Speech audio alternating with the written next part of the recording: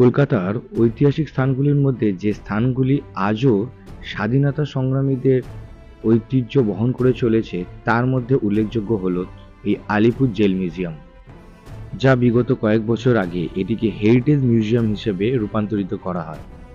এই আলিপুর জেল মিউজিয়ামের মাধ্যমে আপনারা দেখতে পাবেন কিভাবে স্বাধীনতা সংগ্রামীরা নিজেদের জীবন বলিদান দিয়েছিলেন স্বাধীনতার জন্য। সোমবার বাদে বাকি দিনগুলো দুপুর 12টা থেকে সন্ধ্যে 6টা পর্যন্ত খোলা থাকে সাধারণ মানুষের জন্য। আর এখানে টিকিট মূল্য হচ্ছে 30 টাকা, আর যদি আপনারা লাইট অ্যান্ড সাউন্ড শো দেখেন তাহলে পড়বে 100 টাকা। আর 3 বছরের ছোট বাচ্চাদের জন্য কোনো টিকিট লাগে না। 1906 সালে ব্রিটিশ শাসনকালে এই কারাগার নির্মাণ করা হয়েছিল। উদ্দেশ্য ছিল ভারতীয়দের স্বাধীনতা থেকে বঞ্চিত রাখা। ভারতের স্বাধীনতা সংগ্রামীদের কাছে তাদের সেই উদ্দেশ্য কোনোদিনই সফল হয়নি। আর আমরা এখন দেখে নেব ফাঁসির মঞ্চ ও বিভিন্ন কক্ষগুলি। আর ঢুকে বাঁদিকে চলে আসলে আপনারা দেখতে পাবেন ফাঁসির মঞ্চ, যেখানে বিভিন্ন স্বাধীনতা সংগ্রামীদের ফাঁসি দেওয়া হয়েছিল।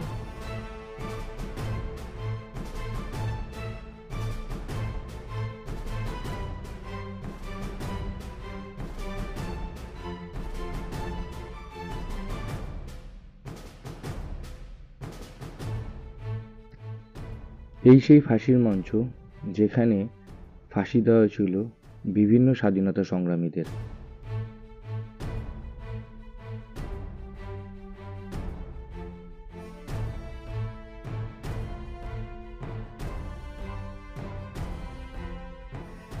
এখানে যে সমস্ত স্বাধীনতা সংগ্রামীদের ফাঁসি দেওয়া হয়েছিলেন তারা হলেন কানাইলাল দত্ত, সত্যেন্দ্রনাথ বসু, বীরেন্দ্রনাথ দাশগুপ্ত, গোপীনাথ সাহা, প্রমোদ রঞ্জন চৌধুরী, অনন্ত হরি মিত্র, দীনেশ গুপ্ত, রামকৃষ্ণ বিশ্বাস, দীনেশ মজুমদার।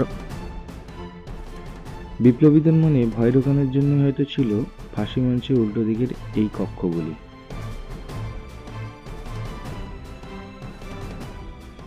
এবার আমরা যাচ্ছি বিভিন্ন স্বাধীনতা সংগ্রামীদের যে কক্ষগুলিতে বন্দী করে রাখা হয়েছিল সেইগুলো দেখতে। এখানে ছিলেন নেতাজি সুভাষচন্দ্র বোস, বিধানচন্দ্র রায়, চিত্তরঞ্জন দাস, যতীন্দ্রমোহন সেনগুপ্ত ও আরো অনেকে। এখানে ছিলেন ডক্টর বিধানচন্দ্র রায়। 5ই সেপ্টেম্বর 1930 থেকে 16ই জানুয়ারি 1931 পর্যন্ত এই কক্ষে তিনি বন্দী ছিলেন। আইন অমান্যের অপরাধে নেতাজি সুভাষচন্দ্র বসুকে 23শে জানুয়ারি 1930 থেকে 23শে সেপ্টেম্বর 1930 পর্যন্ত এই কক্ষে বন্দী করে রাখা হয়েছিল। দেশবন্ধু চিত্তরঞ্জন দাসকে অসহযোগ আন্দোলনের জন্য 14ই ফেব্রুয়ারি 1922 থেকে 9ই আগস্ট 1922 পর্যন্ত এই কক্ষে বন্দী করে রাখা হয়েছিল। দেশপ্রিয় যতীন্দ্রমোহন সেনগুপ্তকে 1930 সালে এপ্রিল মাসে এবং 1932 সালে 22শে অক্টোবর থেকে 1933 সালে 5ই জুন পর্যন্ত এই কক্ষে বন্দী করে রাখা হয়। 1930-এর মার্চে রেঙ্গুনের একটি জনসভা থেকে তাকে গ্রেপ্তার করা হয়। সরকারের বিরুদ্ধে প্ররোচিত করা এবং ভারত বর্মা ভাগের বিরোধিতা করার জন্য তাকে গ্রেপ্তার করা হয়।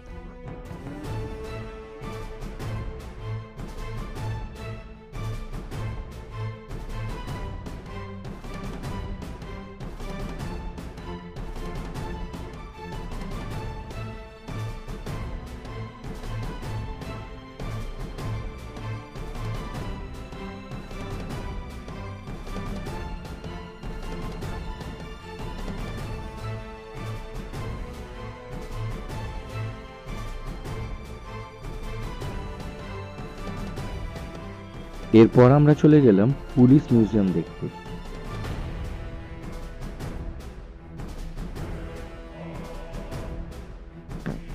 স্বাধীনতা সংগ্রামীদের ব্যবহৃত বিভিন্ন অস্ত্রশস্ত্র তোমরা এই মিউজিয়ামের মধ্যে দেখতে পাবে।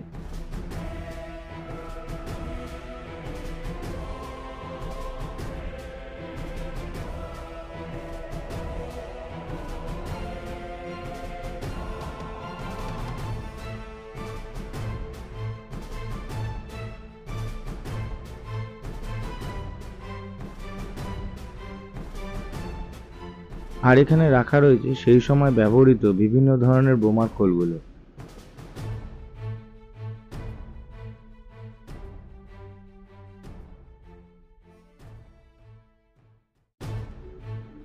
হেমচন্দ্র দাস 1908 সালে ডিএইচ কিংসফোর্ডকে এই বোমটি পাঠিয়েছিলেন।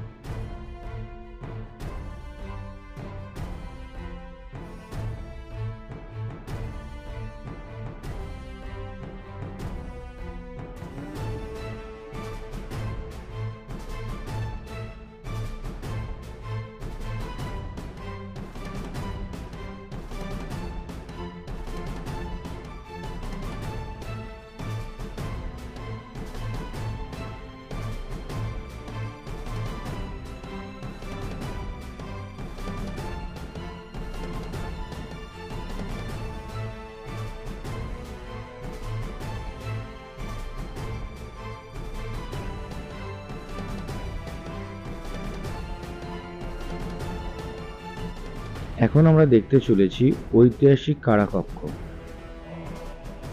এখানে একসাথে অনেকজনকে বন্দী করে রাখা হতো।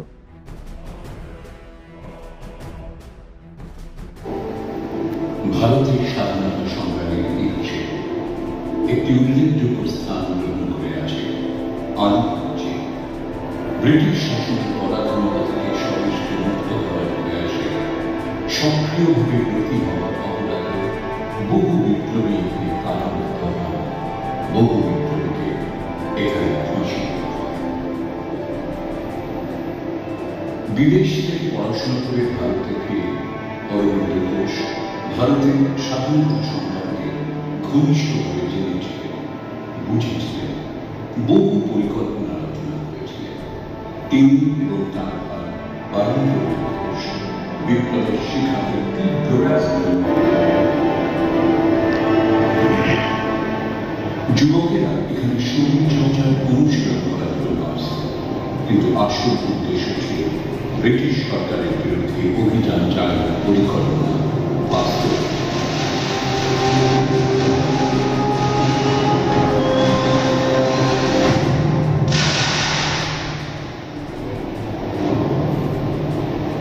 সেই সময় অরবিন্দ ঘোষ ও তাঁর ভাই বারীন্দ্র ঘোষের নেতৃত্বে সাপ্তাহিক পত্রিকা যুগান্তর প্রকাশিত। এই পত্রিকা প্রতিনিয়ত সরকারের আক্রমণের শিকার হয়েছে, এমনকি নিষিদ্ধ করা হয়েছে। স্বাধীনতা সংগ্রামের প্রধান বিরোধীদের অন্যতম ছিলেন নিষ্ঠুর ব্রিটিশ অফিসার কিংসফোর্ড, যিনি বারবার এই ধরনের সংবাদপত্র নিষিদ্ধ করেছিলেন।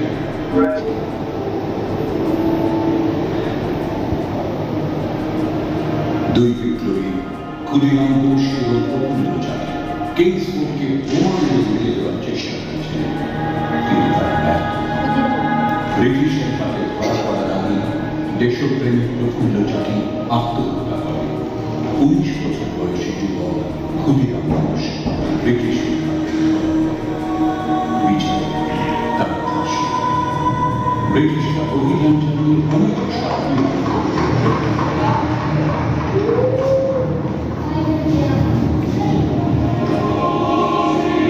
1908 সালের 2রা মে 32 নম্বর মুরারিপুকুর রোডে অভিযান চালিয়ে 14 জন সাহসী দেশপ্রেমীকে গ্রেফতার করা হয়।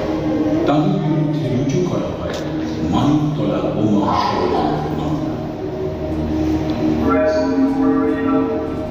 আজ আপনি যেখানে বসে আছেন, এখানে 30 জন সাহসী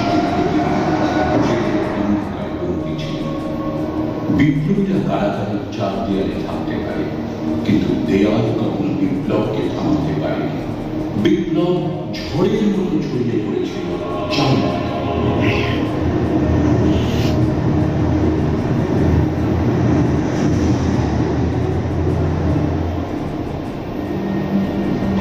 বিপ্লবীদের জেল ভাঙার পরিকল্পনা ছিল। এই উপলক্ষে কারাগারের মানচিত্র তৈরি করা হয়েছিল। 23 নম্বর ওয়ার্ডে উত্তরের প্রাচীরে একটি পাটের গুদাম এবং রান্নাঘর ছিল। উত্তরের প্রাচীর থেকে বন্দীদের যাওয়ার পর পরিষ্কার ব্যবস্থা ছিল, যেখান থেকে সহজেই পালানো সম্ভব।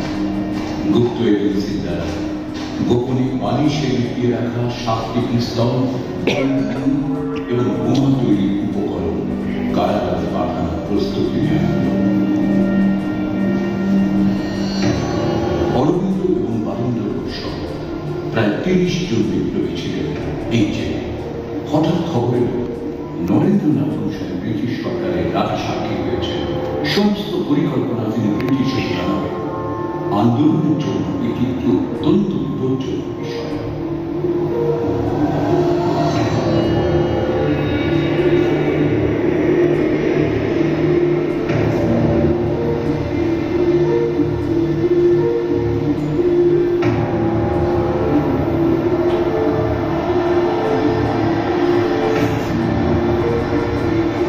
বিপ্লবীরা নরেন্দ্র ঘোষালকে হত্যা পরিকল্পনা করেছিল।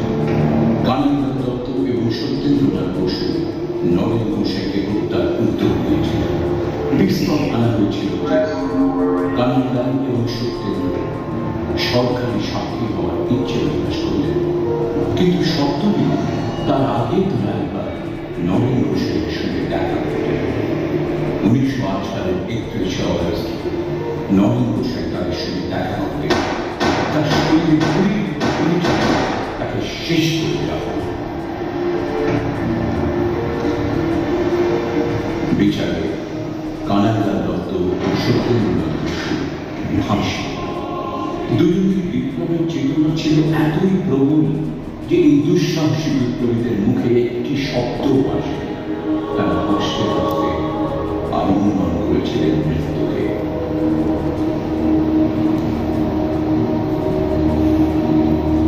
মানিকতলা বোমা ষড়যন্ত্র মামলায় অনেক বন্দীকে কারাবাড়িতে পাঠানো হয়েছে। অনেককে প্রথমে মৃত্যুদণ্ড দেওয়া হয়েছিল, পরে তা কালাপানিতে পাঠানো এবং অন্যান্য শাস্তি। অরবিন্দ ঘোষের মামলায় রয়েছিলেন প্রখ্যাত আইনজীবী চিত্তরঞ্জন দাস।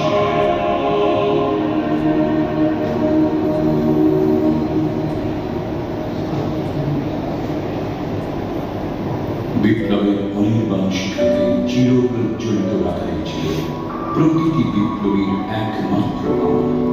এই কামনা চরিতার্থ করতে যে কোনো শাস্তি তারা মাথা পেতে দিতে একটু পিছু। সেই আত্মত্যাগের সাক্ষ্য বহন করে আছে আলিপুর জেলে প্রতিটি দেহ। আজ শতাধিক বছর বাদে ভারত নাটকে ব্রিটিশ শাসন মুক্ত করার এই অনবরত প্রচেষ্টা জেলের প্রতিটি দেয়ালে গোটা ভারতবাসীর কাছে তার চিরকাল।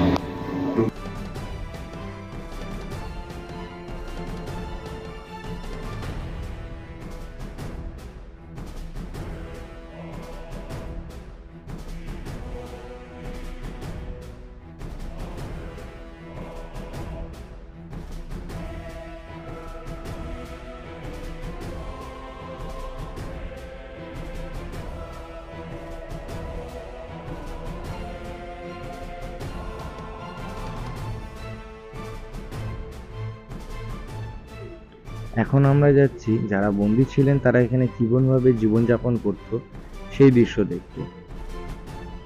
বন্দীদের 4 দেওয়ালের মধ্যেই ছিল স্নানের জায়গা, রান্না করার জায়গা, পায়খানা বাথরুম করার জায়গা, থাকার জায়গা, খাওয়ার জায়গা, সবই ছিল এই 4 দেওয়ালের মধ্যে।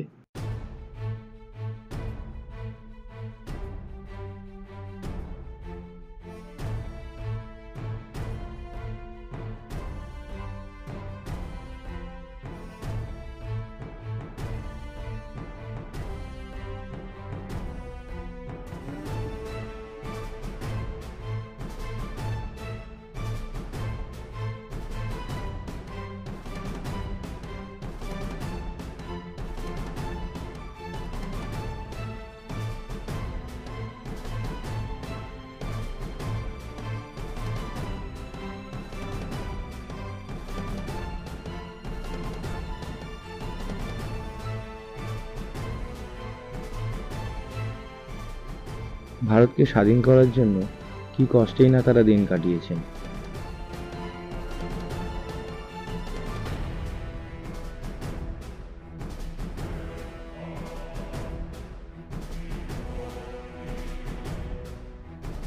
দেশ মায়ের এখনো অনেক কাজ বাকি। মুখ তোল, তোল, চোখ মোচ, আমাদের যে পারতেই হবে।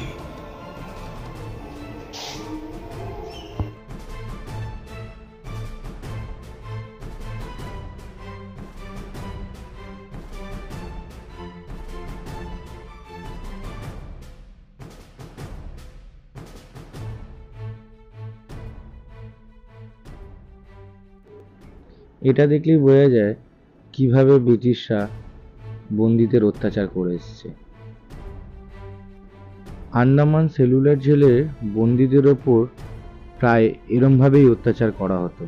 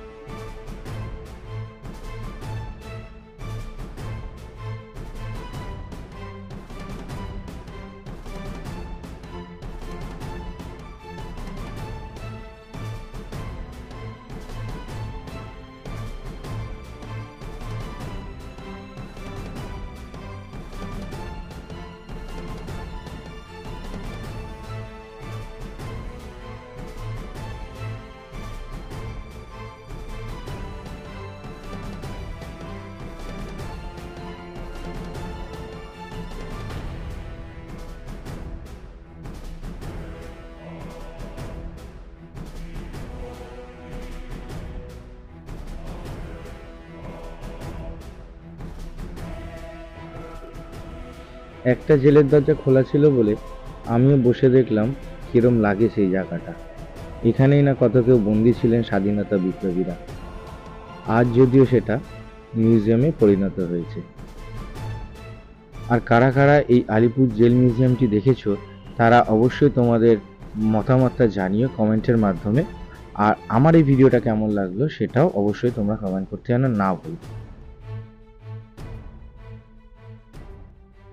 ভিডিওটি ভালো লেগে থাকলে সাবস্ক্রাইব, লাইক, শেয়ার করতে যেন না ভুলো। Thank you.